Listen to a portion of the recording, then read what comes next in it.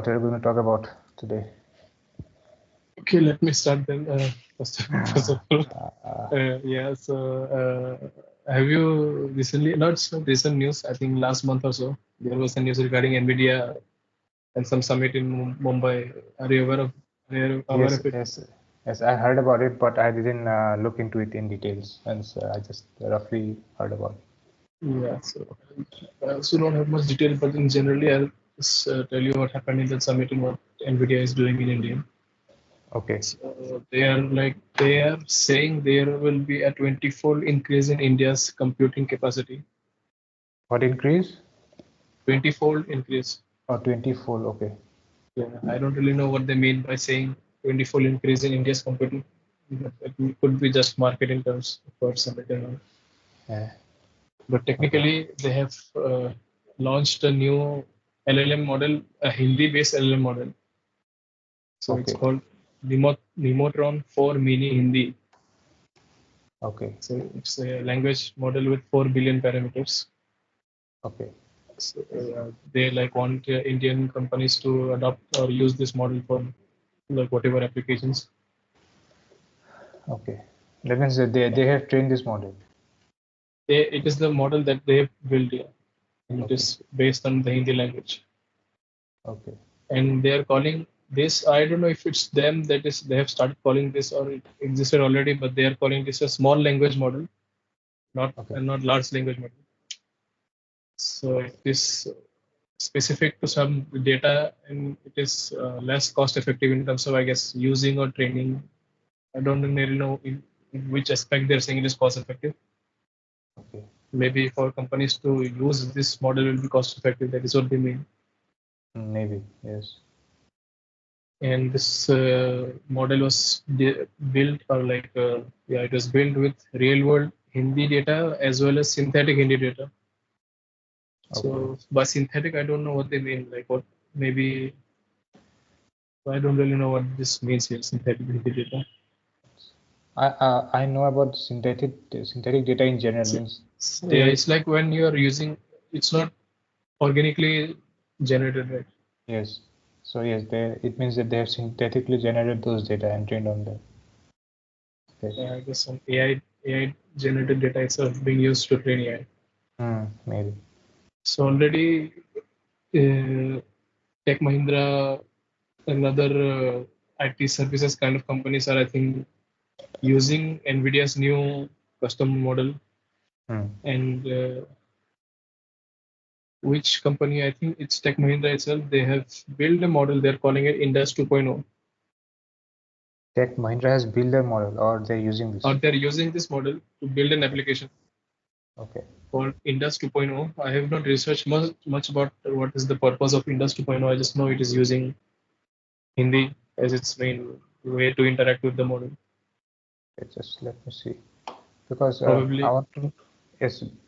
Yeah, like it will be more useful. Okay. More interactable. I mean, it will be more.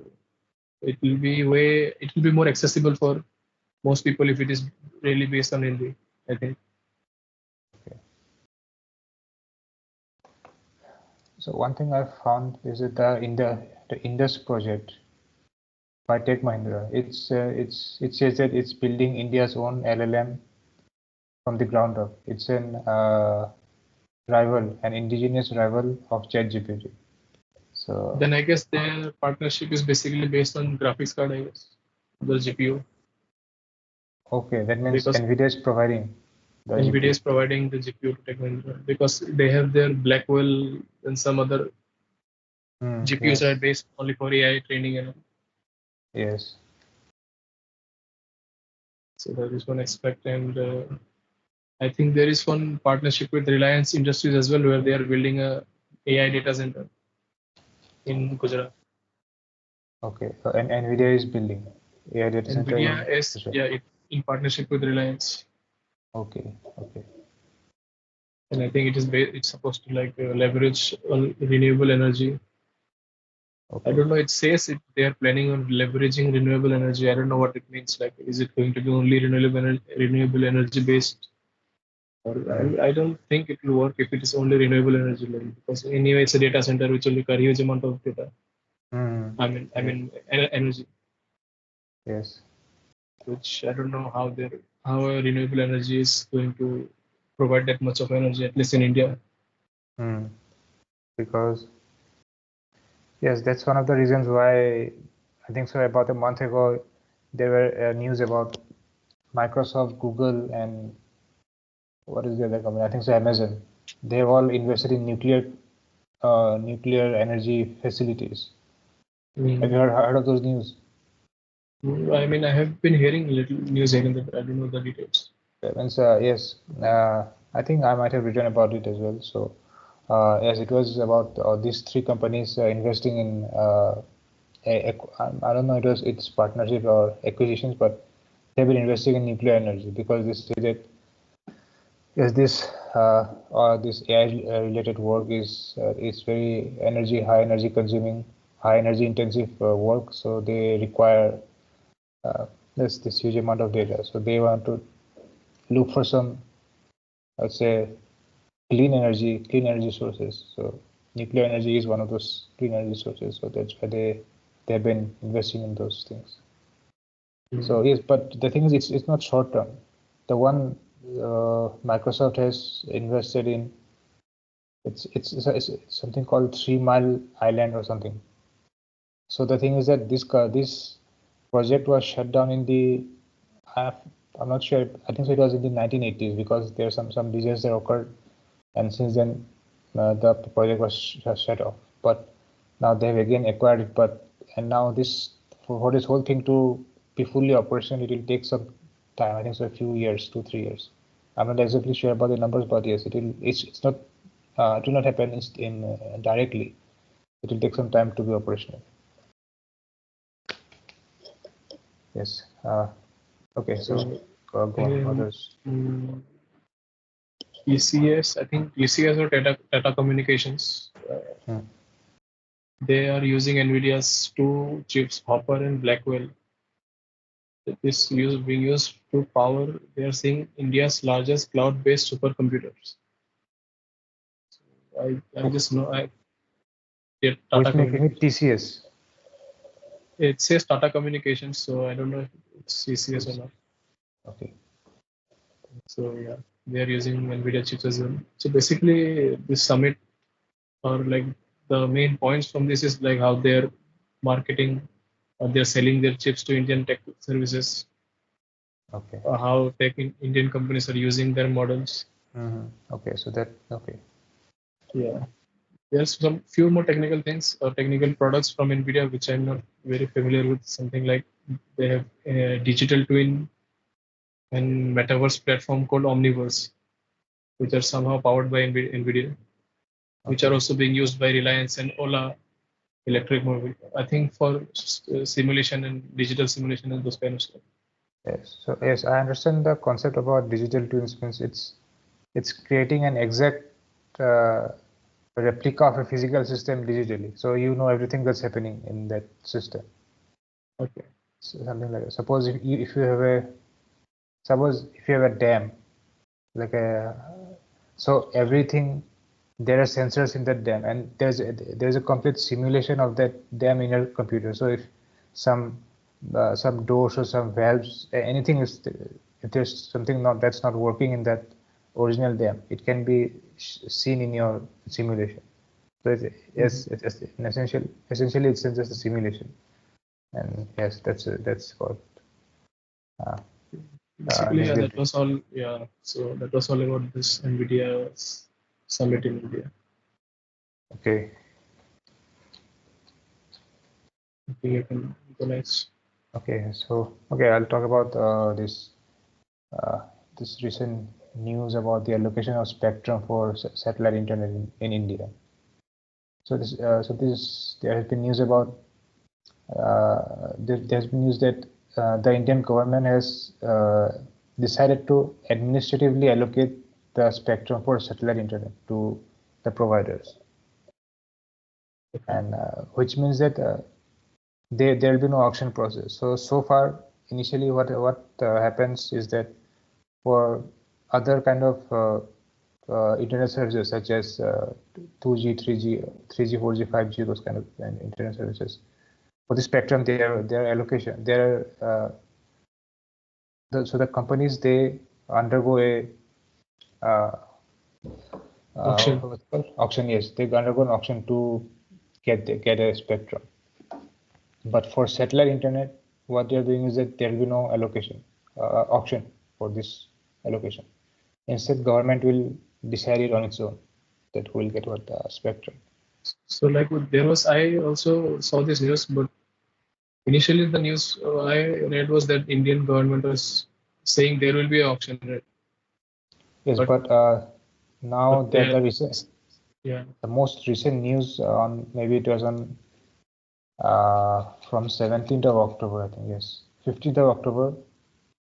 So this is the Communications Minister Jyotiraditya Scindia. He said that there will be administrative allocation of this the spectrum. Yes, but it doesn't mean that it will be free. It says that the companies will have to pay, but the cost structure will be decided by TRAI, the Telecommunications Regulatory Authority of India. They will use some techniques. I think they have released the paper too. I haven't gone through it, but the technique for the formula or the mechanisms will be decided there. So it won't be just a auction. But now I want to go to a bit deeper into it from a history, and I want to start with the historical perspective. So what's this thing all about? So the thing is that it goes back to around 2011. So just a minute. Yeah. So the thing, so back in 2011, so when the government, when Congress was in charge, so they launched a scheme called as NOFN. Let me see what the NOFN means. Wait a minute.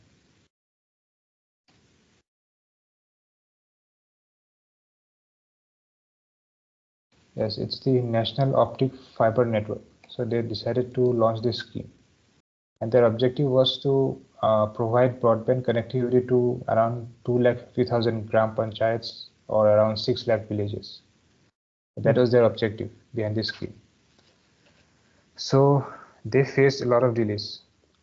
They couldn't complete much. So as per one source of data, I found that even though it was launched in 2011, by 2014, they only completed 350 kilometers of the planned 3 lakh kilometers of optical fiber. So they initially planned to lay down 3 lakh kilometers of optical fibers, but in the last 43 years of its first 3 years of its implementation, only 350 kilometers had been laid. And so and so forth. And there were a lot of problems because of India's geography and all of those reasons. There are mountains, jungles, and there are a lot of other intra-government reasons, armed rebels in those jungles. So because of a multitude of reasons, they were not able to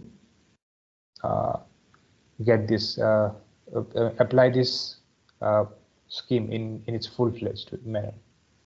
So they decided to expand their options. So initially they decided to use only optical fiber, but now they decided we are going to use so the objective was not to use the fiber. The objective was to increase the connectivity of the country, even in the rural areas. So they decided that, okay, no, we're going to expand our technology, our options, and we're going to use satellite technology as well. So that's how this whole concept of using satellite technology came in. And so yes, so that was the history behind it. Now a little bit about the technology. What is this satellite broadband internet?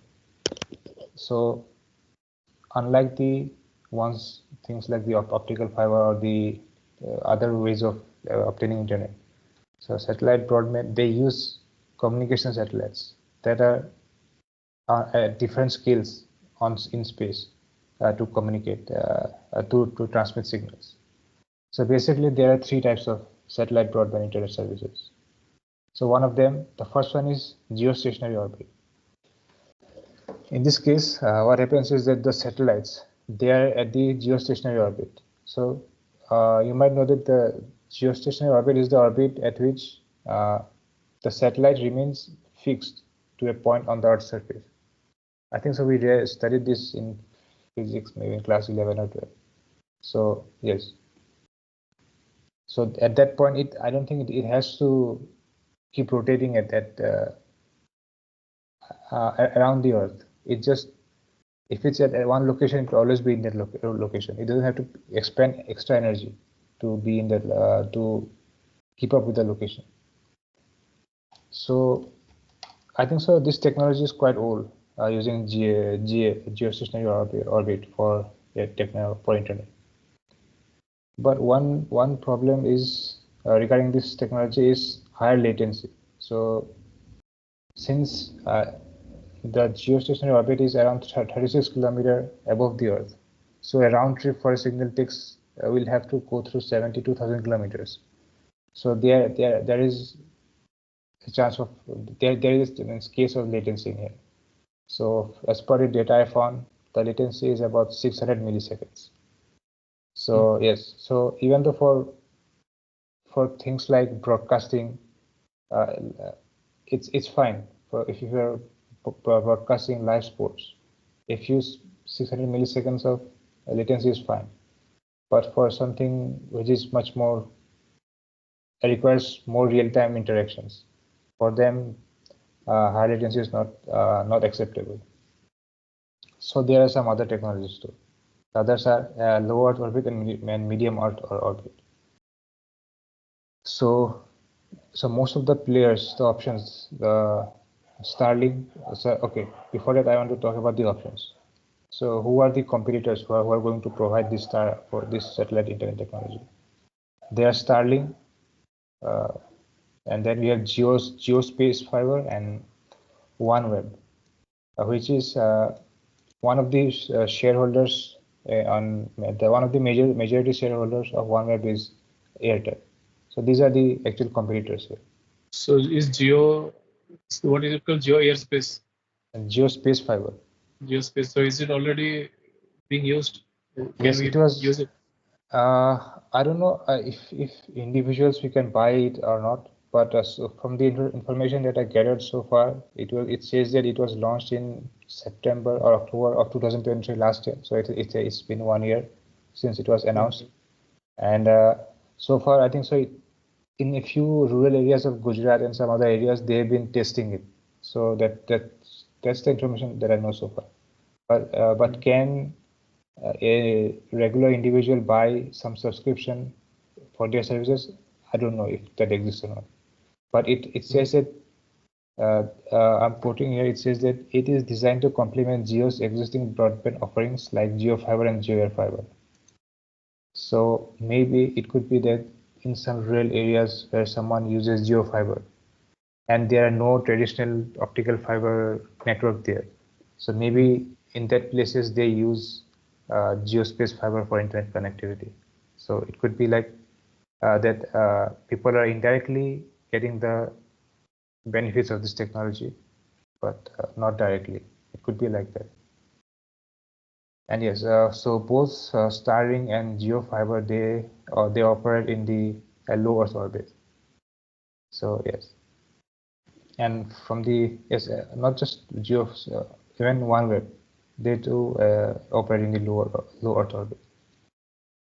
So yes, the technologies, yes, they low Earth orbit technologies, they significantly lower this latency too. So in geostationary, the latency was about over 600 milliseconds. In low Earth orbit, it reduces to 20 to 40 milliseconds. So for real-time communication, it's much better as compared to those things. But there are some disadvantages such as because it is closer to Earth and it's closer to Earth and I think so it is actually in Earth's atmosphere. So because of a lot of friction, they tend to wear out. and then needs to be replaced much frequently as compared to something that's the geostationary orbit. So that's one of the disadvantages. So yes, that's the scenario. But yes, now the actual issue was that I was going to were about to say something. No, you can continue. I'll talk about later. Okay. Yeah. So the main issue was this debate between administrative or auction. Whether the satellite spectrum should be allocated through administrative means or through auction. So, yeah, the argument behind using auction was that traditionally so far it was allocated only through auction. So why should this time be different? That was one of the concerns. But this debate was raised by the domestic players like Jio and Airtel, because I don't know, probably because they didn't want to compete with the the foreign players like Starlink. And there's another one, Project Kuiper from Amazon. So these are the two American companies that are trying to provide these services as well. So that's their argument. And from an administrative allocation point of view, the argument is that it will, because of auction, what will happen is that people will, the players, the competitors will have to auction it. So they'll have to spend more money in there. And this cost will be passed on to the consumers, the customers. And these customers are already in rural areas. So they will have to pay the price. So from a customer's point of view, auction is actually detrimental. So it's actually a bit of a dilemma that, okay, on the one hand, auction seems to be a fair process because everyone can bid. But on the other hand, the actual users, the consumers, who mostly are going to be poor people, they have to pay more price. So that was the dilemma about it. But yes, at the end of the day, administrative allocation was decided. And the final one more thing about this situation here is that it seems a bit ironic because there's a case back in 2003. It was named as the Devas project. And the objective was same, to provide satellite broadband services across India. And there's this company named Devas Multimedia. So they were expected to deliver this thing, this satellite broadband internet. But I don't know what since it was more than 20 years ago, I don't know what technology they were using. So I didn't go look much into it. But yes, they were planning to provide satellite broadband services. And the same thing happened. Even back then, they decided to administratively allocate those spectrums instead of any auction process. But there was a lot of backlash over this decision, and eventually they had to scrap the project. They didn't go through with it.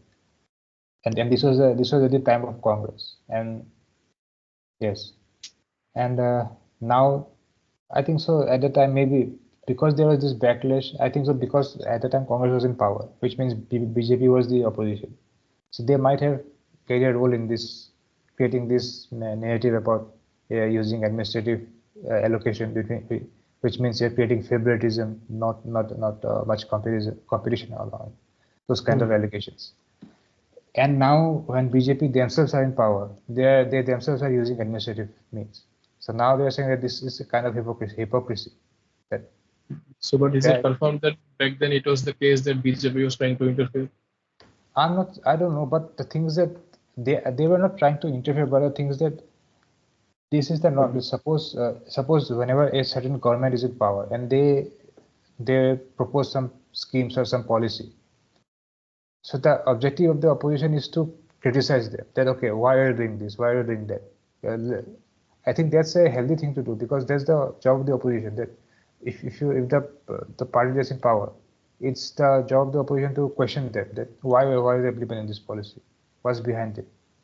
So even though there has not been any explicitly mentioned that yes, BJP had that, but I'm assuming that they had, because since they were the opposition, they must have questioned it, that why are doing administrative assignment instead of using auctions. So what happened at the end of the day was that this project was scrapped. And now what's happening is that they themselves are using that thing. So that's some kind of a hypocritical situation here. But overall, it does seem that if you look from the common man's perspective, and if all the arguments provided here are sound, that it means that the government has to pay a relatively less amount if auction was used. If auction was used, they might have to have paid a more amount as compared to this allocation. So this was the overall situation about this allocation scenario. So is Starlink is it available now, or will it be in the future? So far, I don't think it's available in India, and because only a month ago, they have decided that they'll be allocating them. So whether this allocation has been completed, I'm not sure, because recently there are no news that I've heard about it. So I think so for the implementation to take place, it will take some time probably, but yeah. So far, I don't think Space or Starlink operates here in India.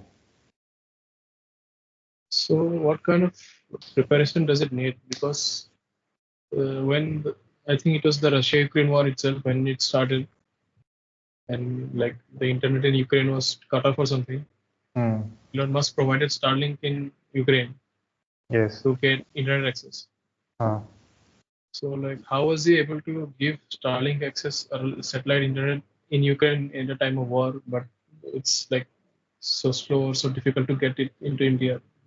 So do you know what the process is or what happens?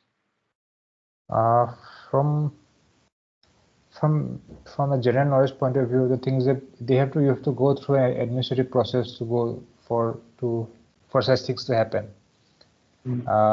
But yes, at the time of the war, so they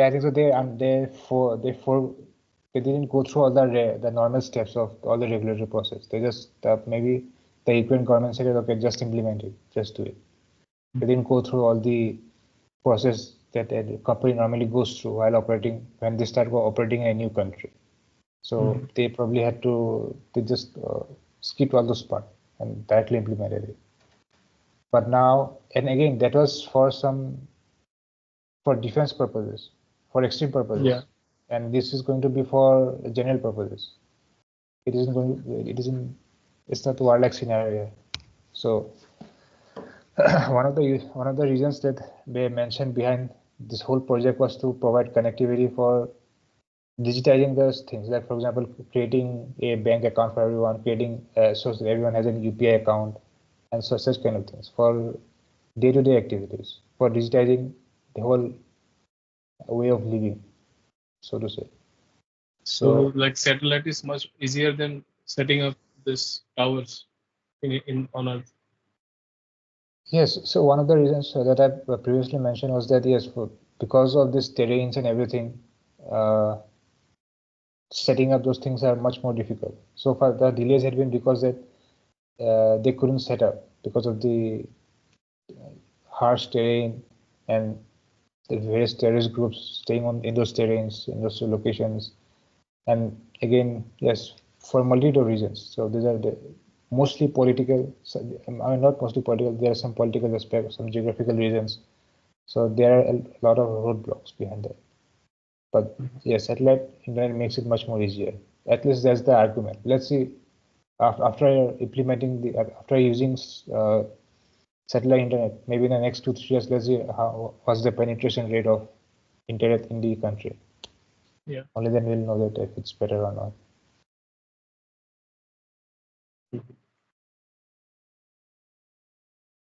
And so that's about this. Okay, then I have one more topic we can discuss. Okay. So I think Google has been going through a lot of antitrust cases for their monopoly. It's called antitrust, right? Antitrust. Yes, I think so. Yes. Whatever, like lawsuits for their monopoly for a long time. Okay. And each time it's for some different reasons, or someone is accusing them of particular things. So recently I found a few new news Okay. where the US Department of Justice, they have proposed some, they are calling it remedies Okay. to reduce Google's monopoly. First thing they are saying is they should uh, their monopoly in the online search market specifically. Hmm. So they want Google to sell the Chrome browser to restore Yes, sir. competition. Okay. And they are also pushing towards them selling out, or at least selling out their Google Android business. Okay. So like the Department of Justice does not want Google to own Chrome as well as Android. Okay. And they want, or they are pushing for restrictions on agreements such as they are prohibited from making any deals that will make Google the default search engine on third-party devices. So Okay. now most browsers or devices like Google is by default. Hmm. So they should not, it should not be default at least. There should not be any agreement that allows it for them to be default. Okay. And uh, so there's not much. I mean, there is details, but don't go through it. The fourth point is access to search index. So companies should be allowed access to Google search index at a marginal cost. Search index meaning it, when you search for something, does it come up or not in the search Hmm. suggestions.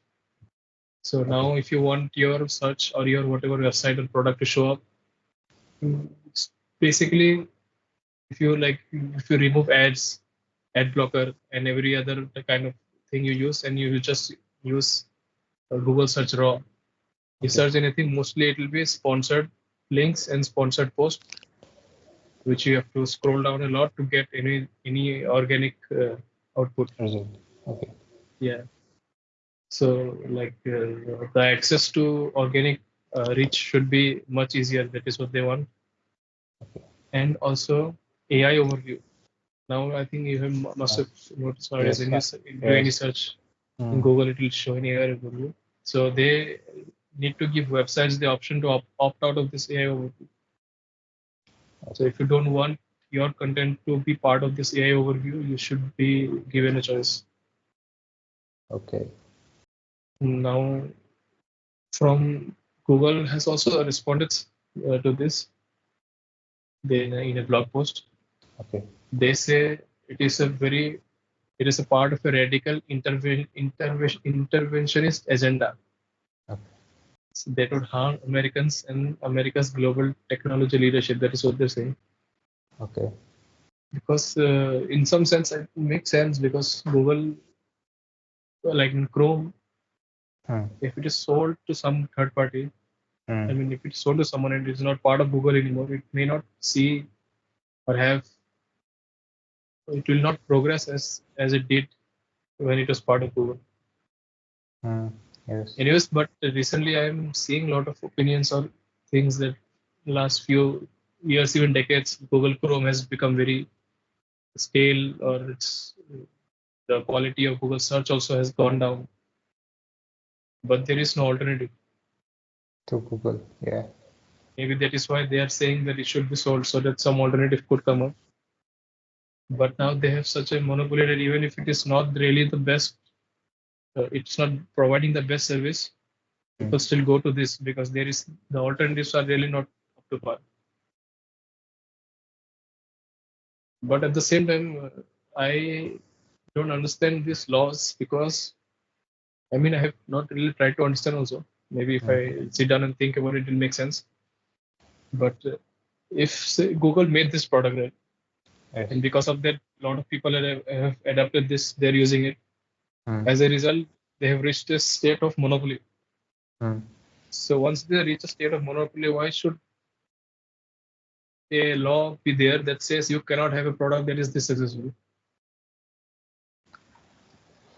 It, so I don't know what the practical law is, but if you try to understand it from an economics point of view, so there are different schools of economics. So the one who are more, the schools that are more for the the schools that leans more towards socialist and communist philosophies, that they tend to uh, have those ideas that even though a company themselves has created some products, but once they reach such a kind of level that they create a monopoly, they need to be broken up, because otherwise they will have this unfair advantage. And this socialist philosophies, those parties and the school of economics that have this kind of socialist uh, philosophies, they will that goes against their agenda, that there shouldn't be one private entity owning such an important thing and having so much power over it. The people must come first. So that's their overarching mission statement. And based on that, they come up with all of those things. So that's the thing. Yeah. But the thing here is that people have chosen this product, right? People have chosen this service. Yeah. Maybe because the things they're saying, that the agreements and forcing people to use Chrome whenever they buy any device. Maybe out of, what should I say, without their own will, people have adopted Google Chrome. But practically also, if it was not a good product, something else would have taken its place. Yes, that's what I think, that yeah, if it was not a good product, yes, that's a good argument. But for example, even I don't use Chrome browser in my desktop.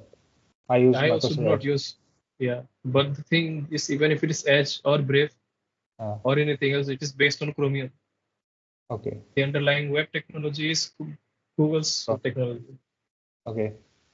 Very few web browsers are there that do not use Chromium. I think Safari is one, Apple. Okay. Then new browsers like Arc browser. I think Arc is also based on Chromium. Okay. So the web technology or the browser technology that are being used in all this Brave, Edge, that is Chromium based. I think Firefox is not Chromium, maybe. Okay. But most of the widely used web browsers, even if it is not Chrome, is based on Chrome. And this Chromium was built by Google. But yeah, it is built by Google. But the thing is, Chromium is open source. That is why anyone can use it. The technology that is called Chromium. Okay. That is open source. Okay, so then the thing is that if someone is okay, maybe the Chromium is open source, but the Chrome browser like Android. Okay. Android is open source, but you have different UIs on top of Android. Like Realme has its own, Samsung One UI. Yes. But suppose when specifically Chrome browser is used by someone, so the data that they collect from using, maybe they can't collect those data if someone uses Edge. Google cannot collect that data. That is true, yes. So that's I think so one of the thing. Okay, if they build Chromium, then there are many Chromium based browsers, so people should be able to choose whatever they want. So using your influence to let people use only Chrome browser, that means one way they're somehow influencing that thing to let just to use, so that people only use Chrome browser, and they are getting those data from that. So that's maybe that may be one of the arguments behind it. Yeah, talking about data, actually, one of the arguments like Google, that's mentioned in Google's blog regarding them not wanting to sell Chrome is saying they're saying a lot of Americans' data would have to be sold when they sell Chrome. Okay. So they don't want. They don't want. They're saying sarcastic. They're saying the data is safe with us. If we sell it to third party, it will endanger the American life or their privacy. They're saying trade secrets could be sent to foreign companies if they sell Chrome. Okay. But Yeah. I mean that's that's different way of saying that. Okay, if you take out data, that's the only thing that maybe I think so. In one of our conversations, I mentioned that about 70% of the revenue comes from advertisement business, and so again, this is very important for them, like Chrome and Google search and anything that they do, because advertisement is very important for them. Even though they have been trying so many other areas, they've been trying in so many other areas, but where does their money come from? It comes from advertisement, and if you sell means if you're taking away their main source of income, so they are definitely scared. So yes, the other option they're trying to grow. If you take away they have other areas as well, like Google Cloud, all the subscriptions. They're using other hardware, the Pixel phones and everything. But if you take away these advertisement revenues and just only consider those revenues, they'll become a very small business. They'll become a nobody as compared to other these big companies like Microsoft and everything. So that's a big thing. So yes, even then I was saying that okay, maybe so what are they doing to diversify their source of revenue? Okay, if this goes away, so that's why they're more scared about this, their data going away, because they don't have any other sources of revenue that can compete with them. If 70% means 3/4 of your revenue comes from advertisement, so if this goes away, so they will come up with any argument that okay, our data is safe with us and everything. So that's because they are scared, because if it goes away, then yeah.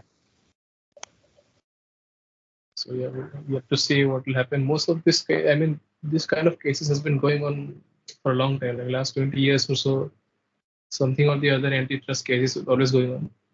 yes, And I don't know. Most of the time, it goes nowhere. So we'll see anything will happen or not. Yes, yes. Well, maybe a few months ago, when I was reading some other case related to Google about such kind of antitrust cases, they mention about Microsoft case as well. That 20 years ago, there similar cases are going on that Microsoft was trying to create a monopoly over operating systems. I don't know what happened then, because so far in Windows-based PC, it's mostly Windows. I mean, in non-Apple-based PCs, it's just Windows and Unix and Linux. The people like normal people don't use them. Only if someone's a developer. Yeah, it's still a niche, very niche market. Yes, only technical people use them. For regular people, don't use Linux-based operating systems. They just use Microsoft. And yeah. It's like one of the things I think a drawback, not really a drawback or like a reality of this kind of monopoly loss. Because what a good product is going to stay, even if you try to like say it's because of a monopoly, you should go away or you should diverse or whatever. But if there is no alternative, like right now, whether you use Chrome or Chromium based browsers, like the alternative has to be something very drastically good and different for people to switch. Otherwise, who is going to bother to change? Yeah. So yeah, to see. And there was one term, I forgot what it says. It says the friction of, yes, it's called the friction of change or something. Have you heard of this thing? Means if you use a certain operating system for a long time, means if it's okay enough, then it's going to be very difficult for you to switch to something else.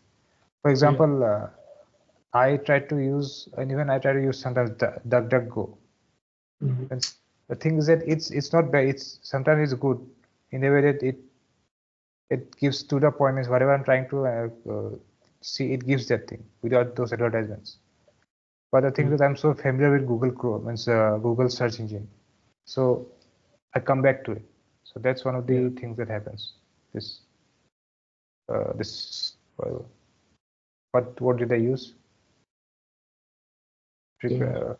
Course of friction. Friction, yes, friction. Yes, there's this friction.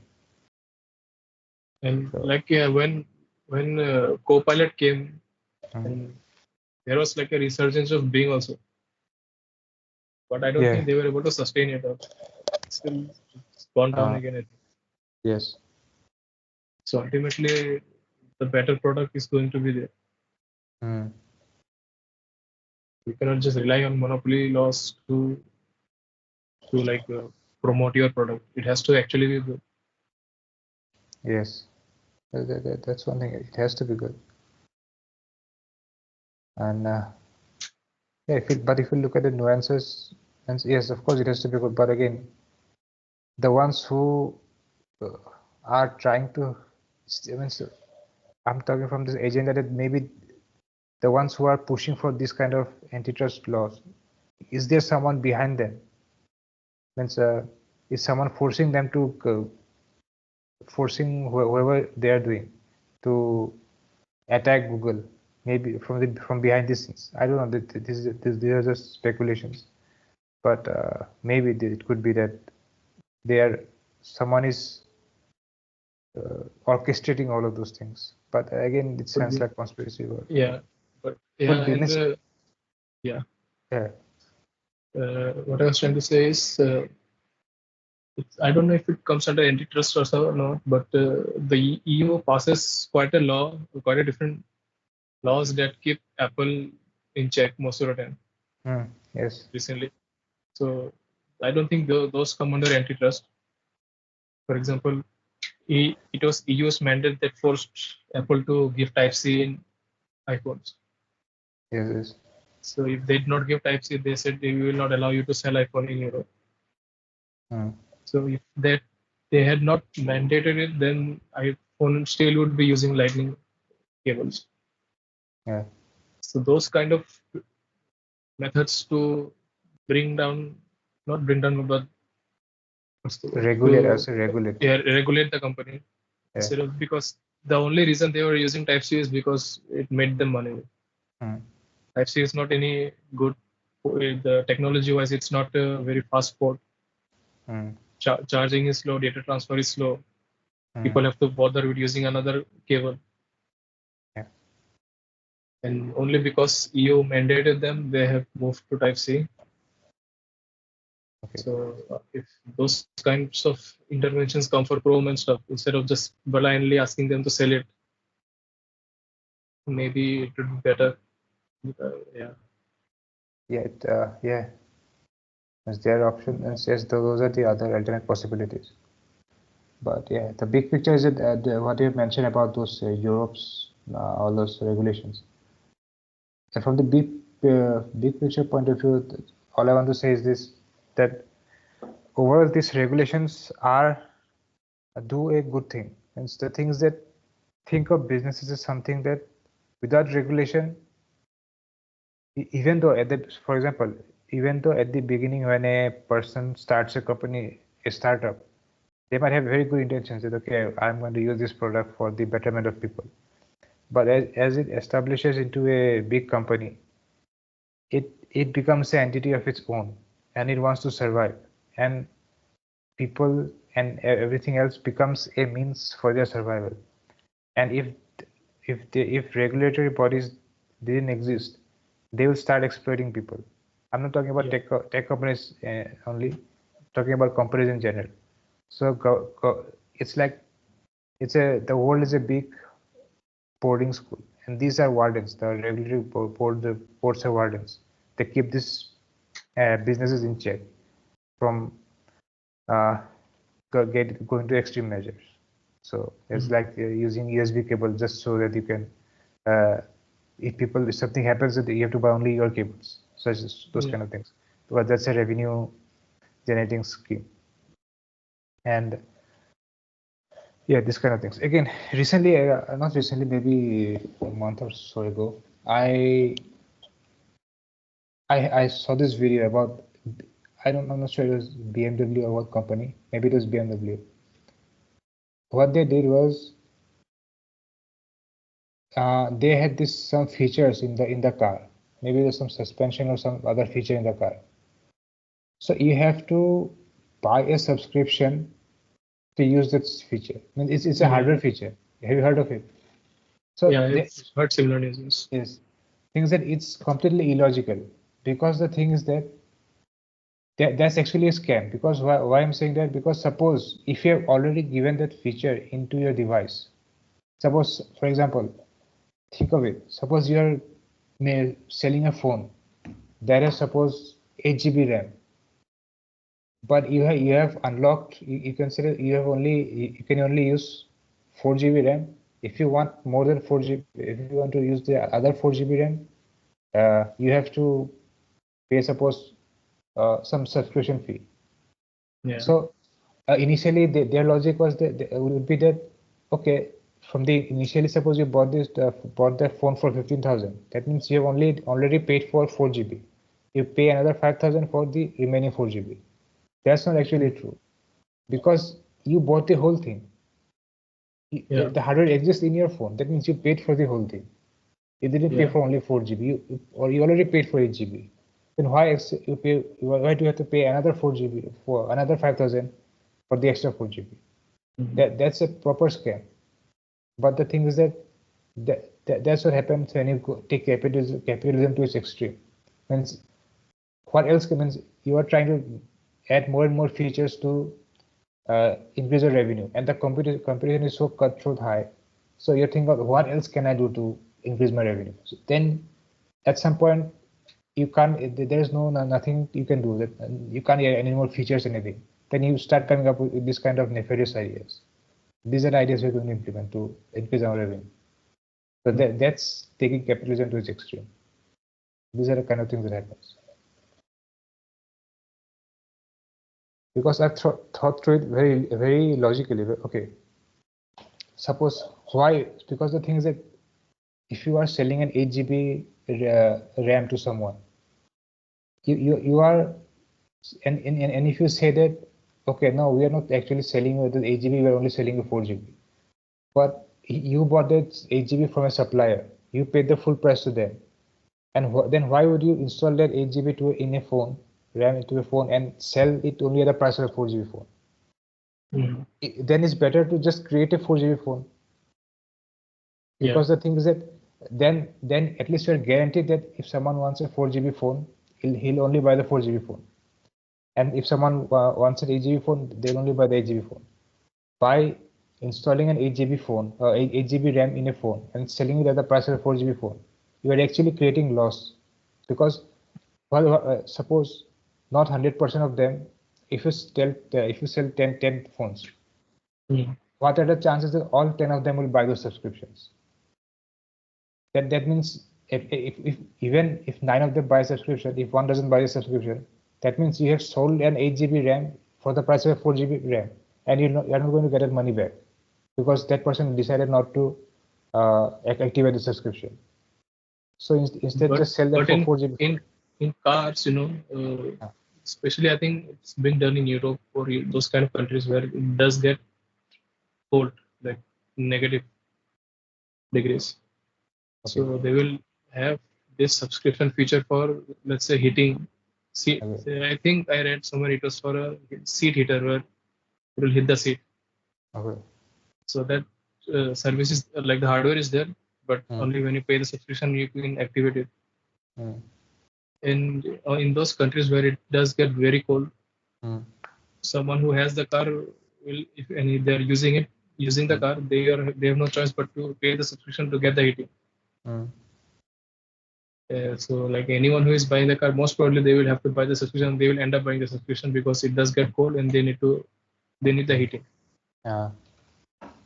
And but if the base price is lower without the heating, I mean they have the hardware, but without the subscription it is lower. Then in the summer, if they do not need the heating and they do not buy the subscription at the time, could it overall as a like in the long term save them money somehow? Yeah, that's from a consumer point of view. Yes, that's what I think. From a consumer point of view, you think that my logic. This is my reasoning. From a consumer point of view, you think that okay, only for 4 months a year I'll buy the subscription, and for the rest of it I won't buy the subscription. So that means I'm actually saving money. But that's what I'm saying from a manufacturer's point of view.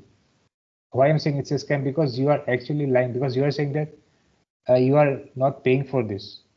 But the thing is that the car maker, they also has to buy those hardware from some other company. And if you buy something and you install it in a car, and if you what do I say? And if you don't charge the customer for the hardware and just give it to them, that means you're incurring losses in that hardware thing. You are paying for it, but you're not getting paid for that. But maybe the charges themselves, the manufacturing cost is not that high, that such that they see profit in this model. I don't. No, I didn't get what you're trying to say. Maybe like the manufacturing cost of, even if they don't use, the customer does not use the hardware. Yeah. Just putting the hardware, the cost may not be high enough. Okay. Where it makes sense for them that if by subscription itself they are making more profit. For the company. Yeah. Or the customer. The company. You are saying that they are putting the hardware in the car, right? Yes. Which costs them money.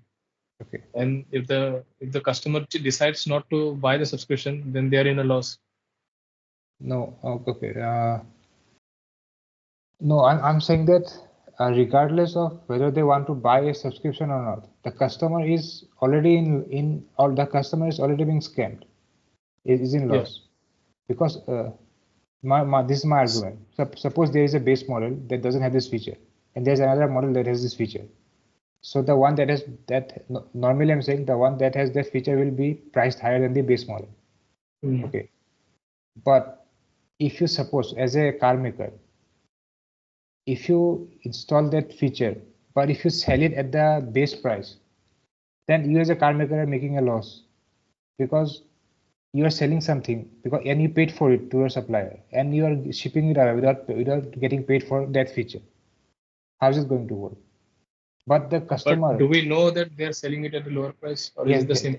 Yes, that's what I'm saying. They are not actually selling it at a lower price. They are actually making more money. First of all, they are selling it at the same price. Not at the base price. Not at the base price. They are selling it at the higher end price. And top of that, they are also asking subscription.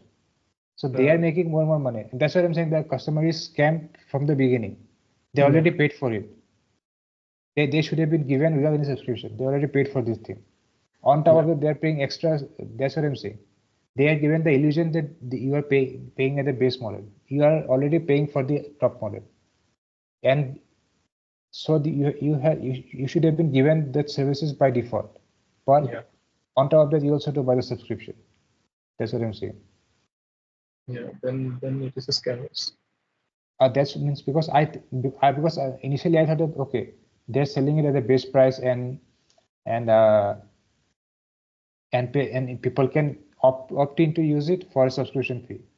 But from a company's point of view, it doesn't make sense at all, because suppose someone says that okay, I will not use it. That means you have sold something for free. Then as a company, how is it a good decision? That's not a good decision at all. So you have to at least guarantee that bare minimum you get something. So you'll actually pay. You're going to selling it at a higher price by default.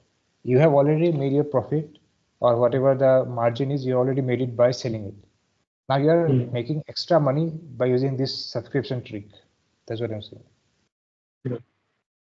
So that's what I think, and that is one example of capitalism taken to the extreme. So that's when there should be this kind of regulatory things that okay, man, they should be saying okay, this is going too much, and this is you're tricking now. You're crossing the line. Yeah, this is not a feature anymore. It's just scam. So yeah. So anything else? Yeah. Yeah, I think we can end it for today. Okay.